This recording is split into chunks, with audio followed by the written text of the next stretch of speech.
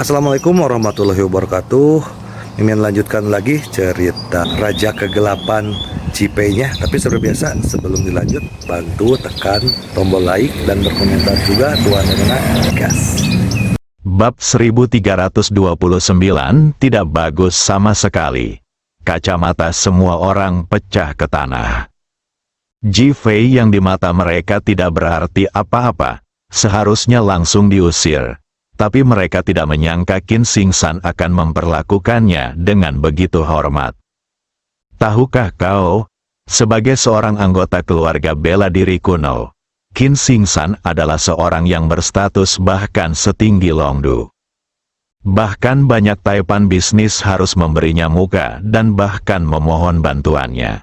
Belum lagi beberapa orang kaya yang menyekolahkan anak-anaknya di Feitang Mansion untuk berlatih. Oleh karena itu, di mata banyak orang, Qin Xingsan adalah orang yang harus dikagumi dan dihormati dari lubuk hati mereka. Sulit untuk bertemu dengannya setiap hari, dan banyak orang bahkan tidak berkesempatan berjabat tangan dengannya saat bertemu. Akan tetapi, orang yang berkedudukan tinggi tersebut begitu hormat kepada Ji-Fei. Bahkan ia menyekat tangannya ke pakaian Ji-Fei sebelum berjabat tangan dengan Ji-Fei. Sekarang dia membungkus 90 derajat dan berdiri di hadapan Ji-Fei dengan sangat sopan, menunggu Ji-Fei berjabat tangan dengannya, seakan-akan dia tengah menunggu sebuah hadiah.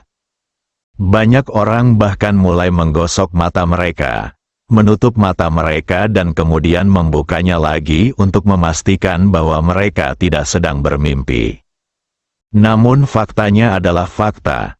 Yang lebih tidak terbayangkan bagi mereka adalah bahwa Ji-Fei tidak berjabat tangan dengannya, apalagi memperhatikan rasa hormat Qin Xingsan. Hal ini membuat banyak orang yang bahkan tidak memiliki kesempatan untuk berbicara dengan Qin Xingsan menjadi semakin tertekan dan ingin muntah darah. Tuan Wang berdiri di samping Qin Xingsan. Ia merasa seperti ditampar di depan umum lagi. Hari ini di bandara, Qin Jie dengan tegas memilih untuk menjemput Ji-Fei daripada dirinya sendiri, yang sudah merupakan tamparan di wajah. Dia sangat marah hingga bersikap sangat sombong saat bertemu Qin Xingsan. Namun, Qin Xingsan hanya menertawakannya dan meminta maaf tanpa permintaan maaf yang tulus. Sebaliknya, orang-orang yang dipandang rendah olehnya, atau bahkan ingin diginjak-injak, diperlakukan sebagai kakek oleh Qin Xingsan, dan dia hampir memuja mereka. Tidak dapat dipercaya, tidak terbayangkan, dan tidak dapat diterima. Dia merasa seolah-olah sedang dijepit ke tanah dan disiksa dengan brutal. Apakah wajahku sebuah undangan? Ji-Fei tidak berjabat tangan, tetapi hanya menatap Qin Xingsan dan bertanya dengan tenang. Hati Qin Xingsan dipenuhi dengan alpaka yang berlarian, dan dia sangat tertekan hingga ingin menangis. Jika wajah Ji-Fei tidak diperhitungkan, maka tidak ada orang lain yang akan diperhitungkan. Sekarang Ling Kongsu sudah tiada. Meskipun Long Tang tidak peduli dengan keluarga seni bela diri kuno, semua orang tahu bahwa satu-satunya orang yang mereka hormati di hati mereka adalah Ji-Fei. Lagi pula, pelelangan hari ini sebenarnya adalah sesuatu yang dilakukan keluarga seni bela diri kuno untuk Ji-Fei. Mereka adalah pemiliknya. Jadi mengapa dia tidak bisa datang? Sekalipun tidak semua orang bisa datang, yang lain masih bisa datang. Pada saat ini, dia akhirnya tahu siapa yang dijemput Qin Jie di bandara. Ketika dia mendengar Qin Jie tidak menjemput Tuan Wang, dia pun menjadi sangat marah dan menyalahkan Qin Jie, mengira bahwa Qin Jie telah menimbulkan masalah. Sekarang saya menyadari bahwa menerima panggilan Guru Wang adalah masalah sesungguhnya. Ji-Fei adalah leluhur mereka. Wajah Tuan tidak hanya sebuah undangan, tetapi juga memungkinkan Anda untuk bebas masuk dan keluar dari ruang perjamuan malam ini, atau bahkan rumah Feitang kami. Menegaskan, Sangat ditegaskan, ledakan. Ketika Qin Xingsan mengatakan ini, semua orang merasa seolah-olah ada bom yang meledak di sekitar mereka. Dia benar-benar mengatakannya secara lebih langsung dan berlebihan. Ini adalah pengakuan yang jujur kepada Ji Fei. Bersikaplah tulus dan hormat. Guru Wang begitu tertekan sehingga sudut mulutnya berkedut 2 kali. Dia tidak akan pernah diperlakukan seperti ini. Tidak ada seorang pun di sini yang menerima perlakuan seperti itu. Ji Fei mengangguk dan menatap Hua Ziguo. Apakah kamu mendengarnya? Hua Ziguo ingin mengatakan sesuatu. Tetapi dia melihat para murid Fei Tang Mansion menatapnya. Seolah-olah mereka akan marah jika terjadi sesuatu yang salah. Dia begitu takut sehingga dia segera menutup mulutnya dan tidak berani berbicara. Dia tidak mampu menyinggung siapapun dari Fei Tang Mansion. Kedua murid Fei Tang Mansion yang baru saja menanyai Ji Fei merasakan hawa dingin di punggung mereka dan hampir mati ketakutan. Saya telah bersama Qin Xingsan selama bertahun-tahun, dan ini adalah pertama kalinya saya melihatnya begitu menghormati orang lain. Ji Fei, mereka hanya merasa itu tidak mudah dan mereka merasa beruntung bagi diri mereka sendiri. Ji Fei tersenyum pada Tuan Wang dan berkata, "Wajahku adalah undangan. Identitasmu adalah undangan. Tampaknya kita berdua adalah pengecualian malam ini." Tuan Wang memasang ekspresi muram dan mendengus dingin. Tidak berbicara pada Ji Fei. Seakan-akan setiap kata yang diucapkannya akan menurunkan statusnya.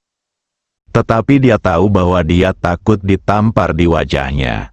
Ji Fei tidak peduli dan kembali ke tempat duduknya. Sekarang setelah dia mendapat jawabannya, dia tidak perlu mengkhawatirkannya lagi. Dia memandang rendah Tuan Wang. Namun dia ingin Tuan Wang tetap tinggal dan melihat seberapa buruk karakter Tuan Wang. Dia ingin mengungkap identitas penipu itu sepenuhnya kepada semua orang, tidak memberi kesempatan bagi penipu itu untuk bertahan hidup. Guru Wang tidak tahu dan mengira Ji Fei tidak berani memprovokasinya. Adapun rasa hormat Qin Xingsan, di matanya, itu hanya rasa hormat yang sopan dan mendasar. Maka, dia pun memperoleh kembali kepercayaan dirinya dan ekspresi puas muncul di wajahnya. Malam ini, aku harus membunuh keluarga Fei Tang dan menjadikan barang antik itu milik Zhang Siki, agar aku bisa memperoleh kekayaan dan kecantikan. Hatinya sudah dipenuhi kekejaman dan keserakahan. Qin Xingsan sudah pulih dari keterkejutannya sekarang. Dia menatap punggung Ji Fei dengan hormat, lalu menatap Tuan Wang. Tanpa rasa hormat sebelumnya, dia hanya berkata dengan sopan, "Tuan Wang, silakan masuk." Adapun Guru Wang, dia sekarang merasa bahwa apa yang dilakukan Qin Jie adalah benar.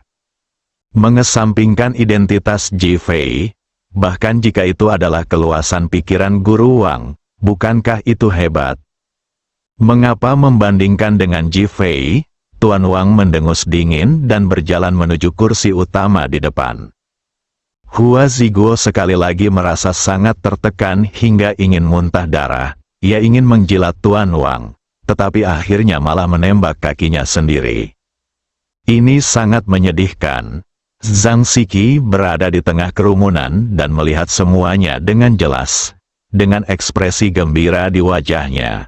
Semakin keras keributannya, semakin baik, karena ini akan membuat Tuan Wang semakin membenci Ji Fei.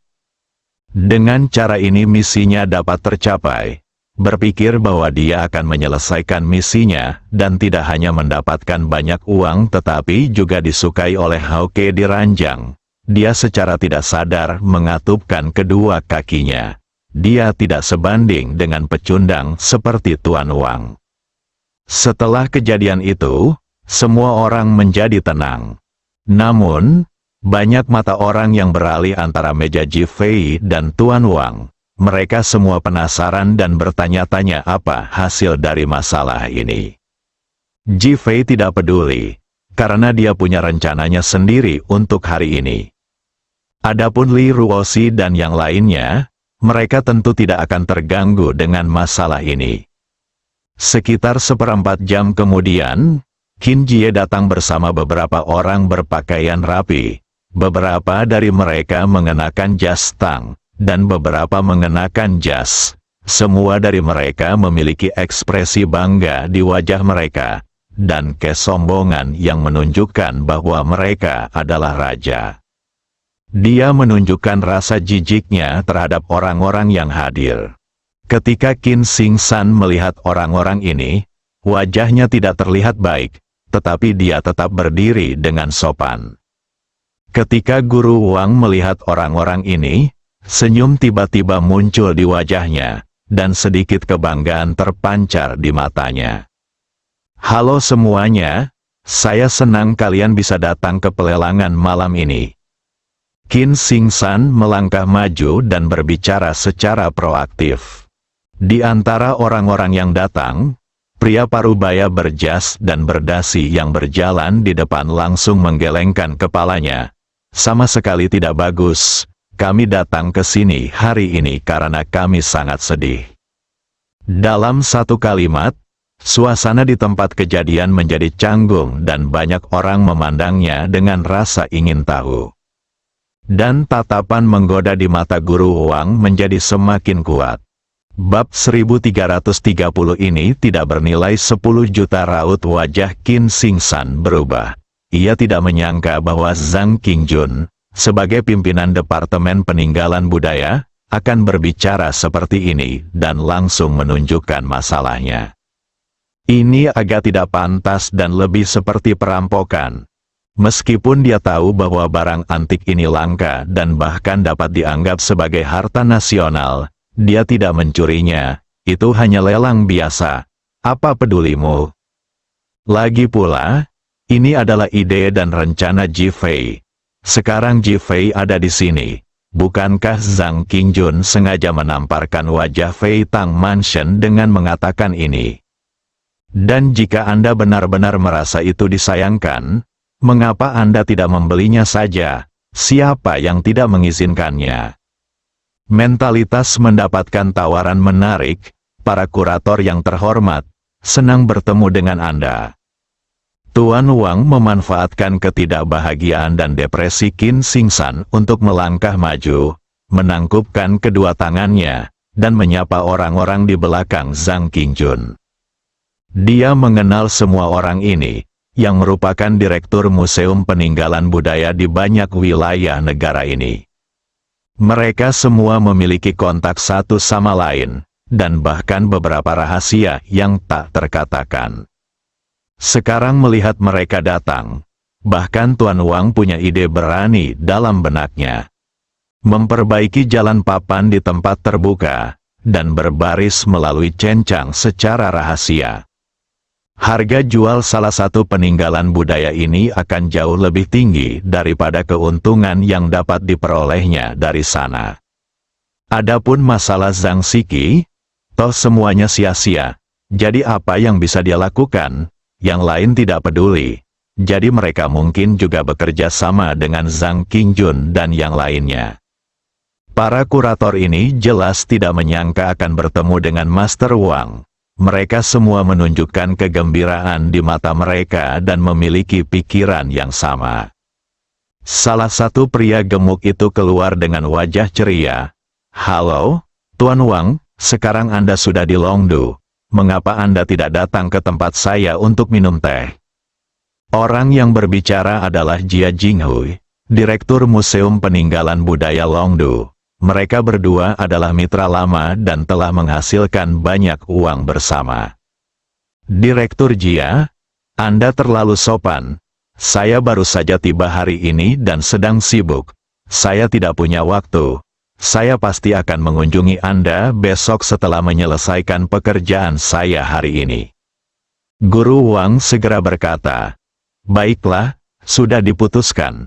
Aku akan menolak semua acara sosial dan menunggu Tuan Wang besok." Jia Jinghui tampaknya takut Tuan Wang akan mengingkari janjinya. Guru Wang segera mengangguk setuju. Citra Guru Wang langsung menjadi lebih tinggi lagi. Beberapa orang yang mengenal Jia Jinghui tahu bahwa dia adalah pengurus relik budaya Longdu. Orang seperti itu biasanya angkuh dan berkuasa, dan sulit bagi orang lain untuk bertemu dengannya. Namun, dia sangat sopan kepada Guru Wang, yang pasti karena Guru Wang terkenal. Mereka yang tadinya memandang rendah Guru Wang, semuanya menarik kembali pikiran mereka dan menatap Guru Wang dengan mata penuh rasa hormat lagi. Hal ini membuat Guru Wang sangat bangga. Zhang Qingjun menatap Qin Xingsan. Tuan Qin, apa pendapatmu tentang masalah ini? Jika dilelang, itu akan menjadi kerugian besar bagi Longguo, dan kamu akan menjadi pendosa Longguo. Qin Xingsan langsung dituduh melakukan sesuatu yang membuatnya sangat tidak senang.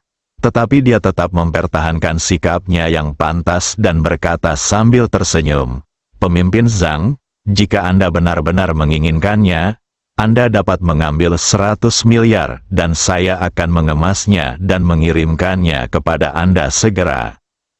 Harga psikologisnya saat ini adalah 100 miliar. Dan kemudian ia akan menggunakan 100 miliar ini untuk mendirikan yayasan.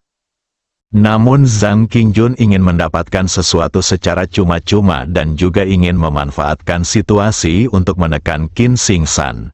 Jadi Qin Xingsan sangat tidak senang. Terlebih lagi, dia tahu banyak tentang perbuatan kotor orang-orang seperti Zhang Qingjun. Mereka hanyalah parasit negara. Banyak peninggalan budaya dan barang antik hilang di tangan mereka. Jika kita memberikannya kepada mereka sekarang, itu tidak hanya akan gagal melindungi peninggalan budaya dan barang antik, tetapi sebaliknya akan menyebabkan kerugian yang lebih besar dan memungkinkan mereka untuk memperkaya diri sendiri. Akan lebih baik untuk menjual uang tersebut untuk mendirikan yayasan untuk membantu orang yang membutuhkan. Kata-kata Zhang Qingjun tidak berhasil, dan dia merasa frustrasi.